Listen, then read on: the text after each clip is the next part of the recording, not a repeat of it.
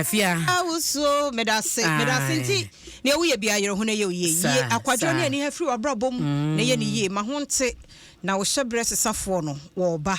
Destiny helpers wo mo nam kwan so a wo mo ba nti bia wo ho bi won so a wakasi nti e ba kra no opamo bia wo ho na sa wo hyebre sesafo no wo mra mu fama Ghanaian publisher the Bokrata ni eno so bo ani mo hanom a NPP amanyoko Franka Tuni Dr. Mahmoud Baumia wono edibi emane NDC Franka Tuni was it debate me on economy if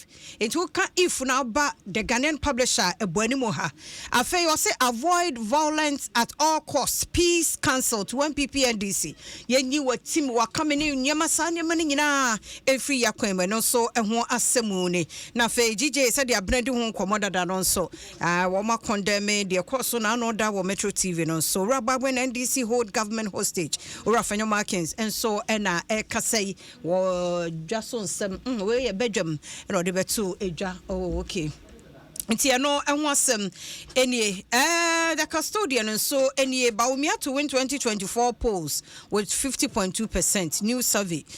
no mo bogumu na just one group so my peace walk to win souls for Christ nti no so hwe ehwo fonyi so bold solutions Baumia gives skills to Kayaye Mahama gives them head pants hey Yehovah the custodian the Bokrata one so the buy and no delegate the Bokrata no so near polls no IPG research and so I want the abasa Baumia to win polls with 50.2%. Abana eba beto no mampani abedi echire ya wotu franka man pipi no emunkuni me obenya no na fei traders nso na yeso o ma condemn election security task force no eno so ba ho asema eye guta wo mo emfoni ede ni mo hase enra ene yenkase me interviews abana ye peace pipe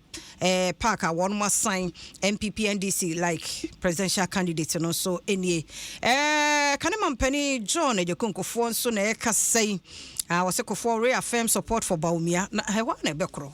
ti eno na wabo ho asem kope 6 delegate the Bokrata no so ediaba awukugwa chief enso atrankrata akoma say minister of health over hospital name no eno so delegate the Bokrata no ediaba delegate the Bokrata ni kanema mpani John Dramani Mahama say ene birthday o ene John Dramani Mahama birthday 66th birthday. Happy birthday, His Excellency, former President John Dramani Mahama, and their birthday. Nti Radin Shaw no nyo kese